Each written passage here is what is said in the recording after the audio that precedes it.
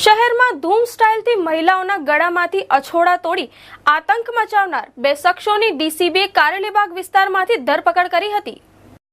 DCP Subhash ત્રિવેદીની સૂચનાના આધારે ડીસીબીના PI PL Chaudhary તથા સ્ટાફના કર્મચારીઓએ બાતમીના આધારે કારેલીબાગ બહુચરાજી સ્મશાનવાડા રોડ પરથી આરોપી ગનુ નીલકંઠ કદમ તથા કિશોર મનુ માળી બંને રહેવાસી સમા સંજયનગરને સોનાની ચેઇન તથા પલ્સર બાઇક સાથે શંકાસ્પદ હાલતમાં ઝડપી પાડ્યા હતા।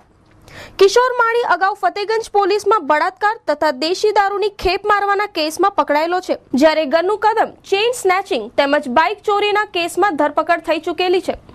ગનુ બાઇક રેસર છે, જેથી ગુનો કરવા જતી વખતે બાઇક ડ્રાઈવ કરતો હતો અને કિશોર પાછળ બેસીને ચેઇન તોડી લેતો હતો।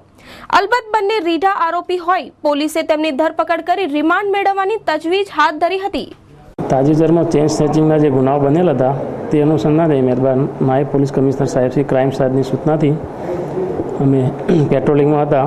એ દરમિયાન હેડ કોન્સ્ટેબલ હરિભાઈને માહિતી મળેલ, જે અનુસંધાને બહુચરાજી સ્મશાન રોડ ઉપર બે ઈસમો ગણેશ ઉર્ફે ગન્નુ નીલકંઠ કદમ તથા કિશોર મનુભાઈ માળી બંનેને મળી આવતા તેઓને ચેક કરતા તેમની પાસેથી એક સોનાની ચેઇન, પલ્સર મોટરસાઇકલ તથા બે મોબાઈલ મળી આવેલ હતા।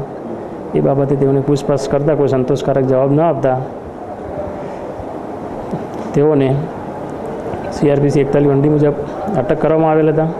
ત્યારબાદ તેઓની પૂછપરછ કરતાં અગાઉ તેમને કારેલીબાગ પાણીની ટાંકી પાસેથી ત્રણેક ગુનાઓ કરેલા છે તથા સમાસાવલી રોડ ઉપર તથા નડિયાદ ટાઉનમાં વગેરે જગ્યાએ આ લોકોએ ચેઇન સ્નેચિંગના ગુનાઓ બંને આરોપીઓ કરેલા છે।